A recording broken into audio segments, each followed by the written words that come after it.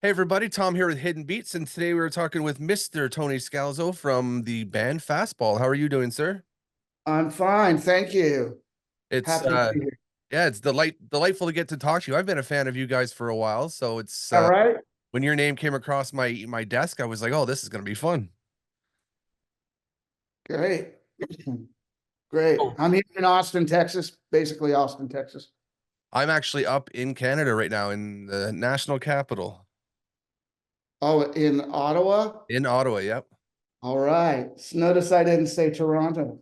I was wondering if you were going to say that. A lot of people would. I know. I It's know it's they the do that. provincial capital, so I guess it kind of makes a little sense. Sure, sure. Yeah. Well, like I said, we're here today to talk about you, about the music, and about what you do in the world. But for those who are new, can you give a little intro about yourself? Sure. Well, we are a happening, fresh, new, young band from Austin, Texas. We consider ourselves a baby band. We've been at it, a short time, but we're gaining our we're gaining our sea legs. Mm-hmm. Uh, but it just seems like that for me, frankly, because things are happening like lately for us. Within the last couple of years, we've kind of like kicked things into gears. We surrounded ourselves with some good people on our team. We have a record label called Sunset Boulevard Records, and who has some great staff who've been helping us make this new record, which is Mm-hmm. I believe it's our ninth studio album, which is, for me, I would like it to be more, but I also look at the fact that all of our records, they hold up personally for me. I don't feel like, oh, there's this record we recorded 30 years ago called Make Your Mama Proud. And I can listen to that and I can see, yeah, I probably wouldn't write songs like that today. Uh, they're pretty youth oriented, uh, angry young man type, you know, kind of pop punk kind of vibe, And today our records are a little bit more mature and, just kind of like the Beatles. The Beatles started out doing yeah, yeah, yeah, and, good golly, Miss Molly, all that stuff. And very quickly started having a more expansive sound and a more mature musical vibe. It's taken us a few years to get where we are, but yeah, we did start in 94. So that makes 2004, where we're at right now, 30 years as a band with the same guys in the band, Joey Sheffield on drums and percussion. And Miles Zuniga is our guitar player and lead singer, and I'm the bass player and lead singer as well. And me and Miles both write the music. And some of our songs we write on our own, and some of our songs we collaborate on, and it's just whatever, whatever makes kind of the machine move, the Mm-hmm. gear machine, what makes the machine move. And well, it's been moving pretty well. And we do have a new album coming out this month, and it's called Sonic Ranch. Mm-hmm. Yeah, that Sonic was Ranch. Yeah, exciting to hear for sure. I'll let you go ahead and give me a breather for a second. Well, I'm curious what influenced your like the sound of the band, I guess, through the decades. You have, like you said, the early pop punk kind of more angry stuff, but as you grew, how did you Sure. get some more influence? Yeah, well, I mean, we've always been musicians since we were very young. So, like, Miles was a Miles was playing guitar in bands, right out of the box. I was playing in different bands all the way from junior high school.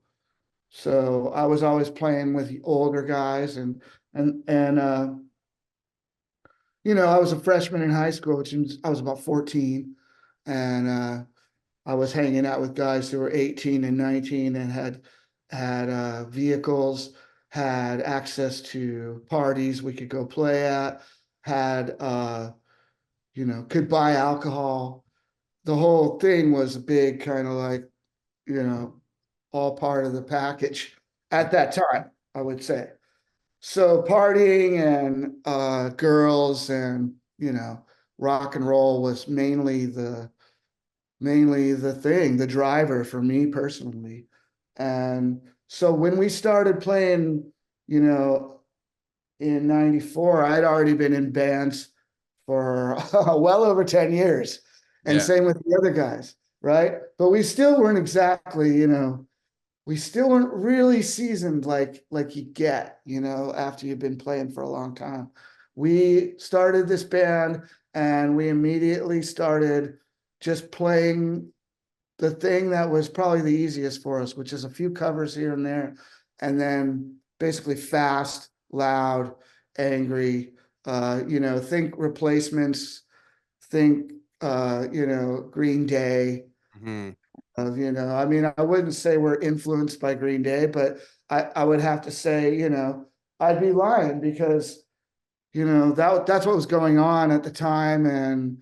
Um, and we managed to get a record deal right away by playing that sort of music, you know, in small clubs. And A&R guys were cruising all over the country looking for somebody to, you know, fill the shoes of the, you know, whatever was the thing right then. And we happened to, oh, I guess in Hollywood A&R's perspective, Hollywood Records, meaning uh, that was the record label that signed us. In Mhm. their meaning of the word, we were like commercially viable and we were that kind of thing. And so we got a deal. And the first record, you know, that's what it was. It was just, you know, fast, loud music and kind of insincere because I don't think we were feeling, you know, what we were doing, but, you know, we forced our way through. And so I think it's one of the reasons why it didn't really take off is because it didn't ring true. I don't think that first record, like songwriting wise, there was no standout anything. It was good. It was fun to listen to. I thought it was good, you know. It wasn't until the second record that we really let our juices kind of like come out, you know, and flow through. We were like willing to try different things, acoustic guitars, keyboards, vocal harmonies more, you know, prevalent. Um, and that's when we came up with in 97, we finished our record, All the Pain Money Can Buy. And that had all kinds of stuff on it. And it was produced by uh, Julian Raymond at Hollywood Records, who, you know, because of his association with the label and his past working with kind of like top name entertainers, we were able to have access to this great stuff, string sections, session keyboard player, session, you know, steel guitar player, vocalists in Hollywood. We're in Hollywood literally Mhm. at A&M Studios where, you know, they did We Are the World, for God's sake. It was like, you know, it was just one of those things. And I think we were able to bring out our songwriting a little more and put it on a canvas with you know, a wider palette of Yeah. colors. And luckily a couple of those tracks stood out. Firescape, The Way, and Out of My Head are all three on that record, and the radio still plays them today. So we did something right there. Mhm. Uh, And there's still top numbers on some of your streaming platforms. Like those yeah, are oh the yeah, that's that. pretty damn good. I'm excited still about when, you know, I think in the old days it would be about, you know, forget about your past, let's get into the future and like not dwell on those. Like Van Morrison wouldn't play a lot of his hits at Mhm. shows during the 90s because he was trying to do, you know, new stuff for him, current stuff for Yeah. him. Excuse me. And we don't think that way because we realize that those songs are putting us on the stage, Yeah. you know. and they're putting us on the radio, and it's putting you in front of me to talk about new music that we have. So that's where we're at today, and I love looking at those numbers. I Yeah. really do. And I'll be honest, I love looking at all my peers from those days and the bands we play with today. They're usually 90s bands, some are 2000s bands, Mhm. but I like to compare our numbers. It's super fun. I'm not going to go into detail, but yeah, I feel pretty good Yeah, about I it. mean, definitely you hold up, and I actually Yeah, had my team out to cover, one of their recent show in Florida, and she said, "You guys don't haven't missed a step, like, it's the same as it was kinda before, really." that's great. Well, I'm glad that she didn't see the intervening years, like between, I would say between 2002, and it's funny because 9/11 kind of puts a thing on it. It's Mhm. weird. It's like travel got harder, things got weirder. We were an internationally successful band, and Yeah, it just became, we thought we'd be going back to Japan and Australia and Europe all the time. And it's just sort of slowed down, and um, I wouldn't blame it on 9/11. I'd more blame it on just the way our band was destined to grow. You have these periods where you don't know who you are and you don't really know what you're doing, and neither does the label. They don't know what to do with you. You've got two guys who are like ambitious songwriters with different look and a different set of vocal cords. mm, and and it's just kind of weird, and they couldn't really figure out how to really work us. And then not only that, the label was picking up all this kind of like diva type stuff, yeah, and it became eventually Disney music. So uh we had to find another home, and we did. We left after our third album, Harsh Light of Day, which is, this is another thing that we think about and talk about all the time as a band. It's like, wow, we name our albums like these negative things, and maybe that's sort of like uh helps plot your course, yeah, accordingly. And you have to today, I think we're thinking about those things more, and we're also trying to plot our course in a favorable way, and we're sure. using charts and weather data this time. Yeah. Well, like, since '97 was kinda the mainstream breakout, what are some of the key evolution points do you think that's led into the Sonic Ranch at this point? Well, we got to continue to do things the way we want to. We were always able to hand pick, especially after being uh, you know, taken off the roster of a major label. Uh, we become an independent entity who can hand pick the people that we want to work with.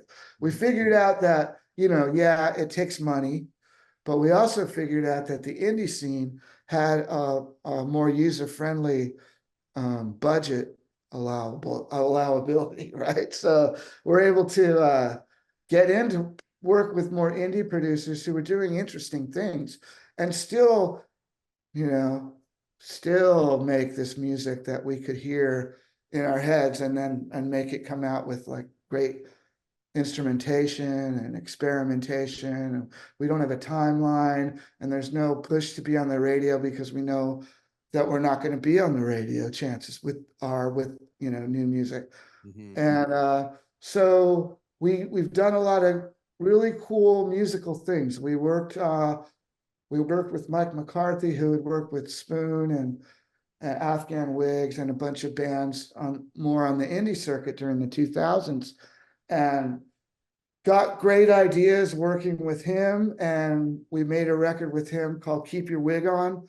And uh, we worked with a guy named CJ Rourke, and he made a record with us called Little White Lies, which we did in town. And we started to learn that we could make records here in Austin. We didn't have to go to LA. we haven't really made a record like for real where you move to LA for a month and go to the studio in LA. And we haven't done that since the 90s. Yeah, I mean, And that's the old school feel yeah, about it, it seems like. Yeah. yeah. And where they spend, gobs of money on you, which they don't really need to spend all that money. And the fact is, you're going to have to pay for it. Mhm. Ultimately, you're the one who's going to have to pay it back before you see a dime. Yeah. And so now we've learned how to sort of finance our own projects. Um, we also crowdsource our fans who are super generous and help us. They keep I say keep the machine rolling. I'll stick with that for the remainder of this interview. And Mm. that's what they do. They keep fueling us with, you know, a monthly stipend that it doesn't pay for everything, but it definitely takes the edge off.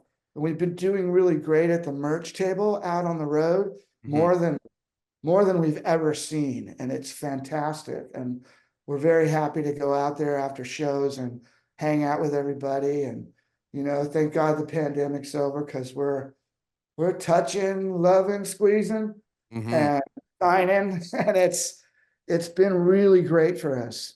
We actually go out on the road and come back with some dough in our pockets. Yeah. And meanwhile, the numbers, and I also want to point out to people that however you may feel about streaming, a lot of the older generation, a lot of people that are my age, uh, tend to gravitate towards, I'm going to support the band by buying their CDs and albums, and going to their shows, and I'm not going to stream it on Apple Music or Spotify or whatever. The fact is, a band of like where we sit in, like, look, we're not the Smashing Pumpkins, we're Mhm. not U2, but we're also, you know, streams for us actually, they Actually help help, us. yeah. They really do. Mhm. And that's why I like to see those numbers, because the fact is, YouTube plays for someone who has 5,000 plays doesn't really add up to much. Yeah. But when you have multiple millions of streams, it does add up. It's not much. I give everybody that it is a tiny, nano percentage Mhm. of, what, but people are hearing it. And another good point about that stuff is that you can keep streaming it. And every time you do stream it, that money comes in. It comes in. Yeah. But with a record, you buy a record or a CD, you bought it. It's bought. It's never going to generate any money for me if you sell it and then they sell it to someone else. Granted, a few people get to hold a copy of, a fastball record, but which is why we still make hard stuff. We want people to have it. I'm Mhm. a record collector myself, I love I'm pulling them out, putting it on the turntable, put on headphones, read the shit, look at the pictures. It's Yeah. amazing. Yeah, That's that what I've always done all my life, that physicalness, the merch, the things like that, that provides Killer. that kinda extra little bit for even though Yeah. streams are Yeah. residual, but that merch sometimes it's combination of both is great. Combination of both, I think, is where we're at now. Mm. And I like it and I'm okay. I'm not going to be doing this forever because, I've been doing it since the 1970s. So, fact. I mean, I was in a band in 1978, age 14, playing bass, playing the Rolling Stones, the Ramones, the Sex Pistols, just rocking out, doing the thing that I still do today. Just having a And good time. it's a miracle, man. It's amazing. I love it. Mhm. So at back half of all my interviews, I'd like to ask some fun questions, kind of pick your brain a little bit, make you think. And I think this one's going to be a fun one because you've had a fairly, long career so far. I'm curious, what's one thing you think should be asked more in an interview that's not asked enough? Hmm. I don't know. I don't know about that one. It makes Yeah. you think. This is one of my favorite ones. Uh, I don't know. Like I'm not unsatisfied with interview questioning. Is there You, something that you might want to know more about some of your favorite artists though? they're usually specific things that have to do with maybe a song. Like, why did you do this in that song, or uh, why did you say something a certain way? Like breaking down the dynamics of something? Maybe, yeah, maybe some lyrical stuff. Maybe, uh, it's all good. I hate to get you stumped me, and I'll admit that. But you know, I'm always happy to be surprised, Hmm. uh, despite my response just now. Hey, no, I get it. It's not exactly that's I throw that out there for the stump. Just I appreciate you for that. mhm. You either have a brilliant answer, or you have a one-off answer that I don't nobody have a good answer for it. experience. I don't, because I'd have to go back and call you back and say, "Oh, I've come up with a list of things that I would prefer to be asked." Well, we can You definitely have a round two of these at some point.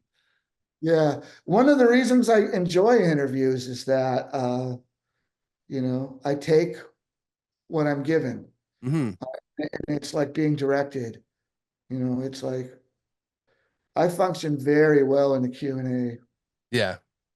Yeah, situation. and I started doing these interviews during COVID. Like I'm actually a photographer myself, so I get out and cover the shows, but Huh. trying to develop the whole process of doing something like this was unique, and I like to have conversations with people. So getting to sit and talk with you is great for me because I've been a fan, like I said. I still have some of your songs on my playlist now that are in repeat. So Right.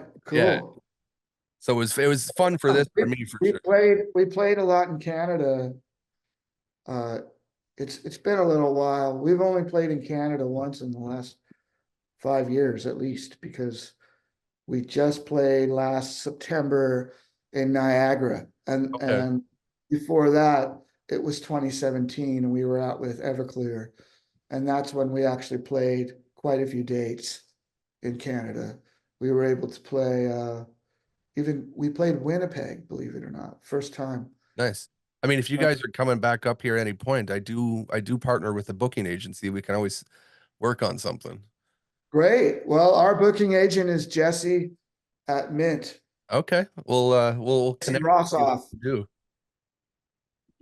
So another one that I like to always ask is what's something on your go-to playlist that people might not expect you're listening to? Well, you might expect some of it. I don't know. Lately, I've been obsessed with Wild Honey by the Beach Boys, Okay. which is 1969 or 68 record. Yeah, I love the Beach Boys. So it's got a song on there that I love called Darlin', Darlin', Hmm. you which is not even barely 2 minutes long, this song. And it's just, I probably listened to it over and over, maybe 10 times the other day. Oh yeah. Yeah. Um, and now I regret that because I wake up at night and it's in my head. It's in your head and you're like, "Oh, okay." Uh, so I discovered a couple playlists that I enjoy, and um, I enjoy the Nuggets. Okay. Familiar with Nuggets? Yeah. It's originally compiled by Lenny Kaye of the Patti Smith Band, made a couple of records, they're compilation albums of songs that he loved growing up. And people like the Chocolate Watch Band or the Seeds or Love Mhm.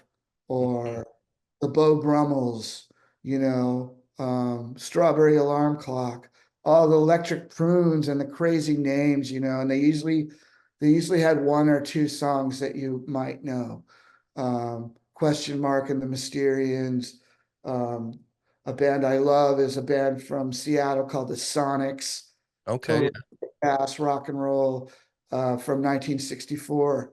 Really, kind of all those bands, you put them up on these collections like that, and you listen to their songs one after another, and you could see that it's the trunk of this tree that branches out into Hmm. so many places. It's like part of it, a branch goes punk, right? A branch goes prog, Yeah. branch goes like psychedelic, and a branch goes straight up, radio pop. And it's just remarkable. Yeah. All Yeah. those deep cuts. Those are some good ones for sure. Yeah. Yeah.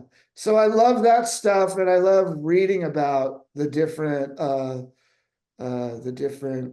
acts and whatever happened to that kind of thing. I'm obsessed with the 60s lately. And uh it's not really because of anything that's current. In like, there's a lot of stuff to draw from that's new that you can go to, like the Stax documentary right now on HBO was really great. It's a 3-part history of the Stax record company from Memphis, Tennessee, Okay. which brought you people like Isaac Hayes and Otis Redding and Carla Thomas, and Mm. it's great. That kind of stuff is fantastic. And I love thinking about what it's like to be in that time and Yeah. listen to the radio when there's nothing, you're not informed by anything. See, we're all informed by the past, and the past now is so vast. It's like the Pacific Ocean, Hmm. of species of different musics that we've heard through the years. But back then, you heard Credence on the radio and you're like, you know, this is fresh. Yeah. This Music is was different back then. or Cream or someone like that, Hmm. or Aretha Franklin. The birth of soul music is very interesting because what it's taken in that branch thing I'm talking about. Yeah. Sometimes the branches have little branches and they weave into the top of the tree. Mm. So I think we're at the top of this crazy recorded music tree right now. Yeah. You Some know, of those branches face are it, awesome. it's a young tree. It's only 100 years old. Hmm.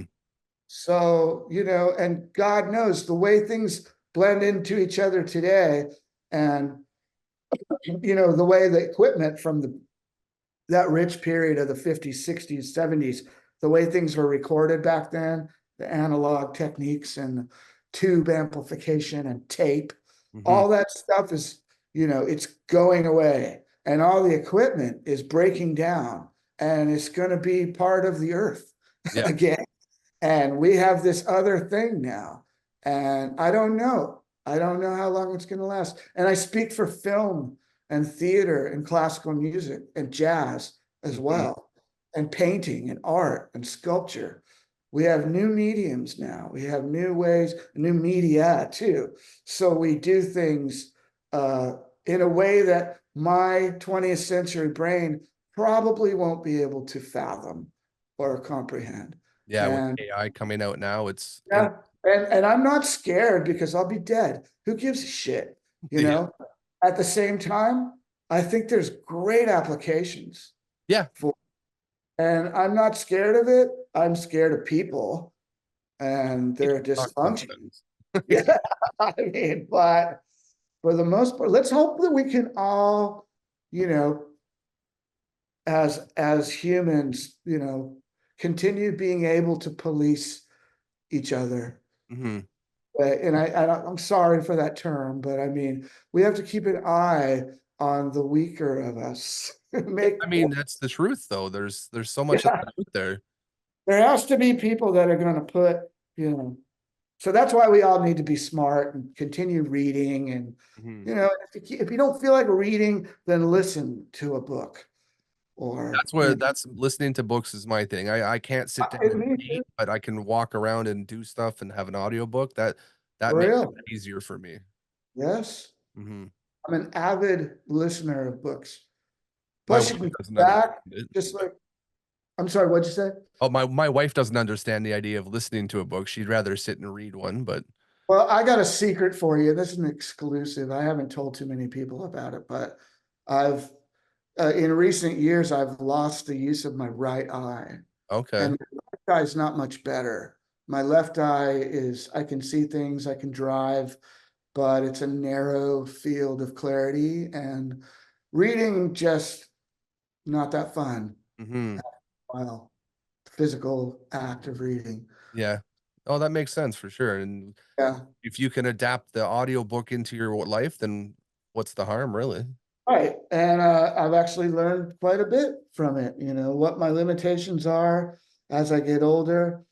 It enhances the way I think and the way I feel. And I can choose to whine about it, or I can, learn from it and maybe find a way to thrive. Mhm. No, for sure. So we're coming to the last few minutes of Zoom schedule time here, so we'll get a couple last questions in. I think a really important one is what you hope people take away from your music as a whole. Well, fantastically, like as in my fantasy would have people go, "Oh my God, where has this band been all my life?" That kind of thing, right? Mhm. That response. I like to think that we've always been really great and that people just haven't stumbled on us. Okay. I So could that's see my that though. fantastical version. Mhm.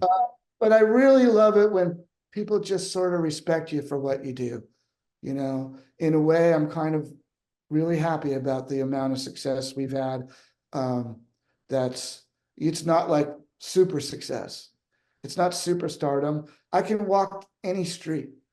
Somebody might look at me and go, "That guy's got a mullet." And he's something wrong with him. He must be a musician or something, right? Mhm. Usually people think I'm a musician.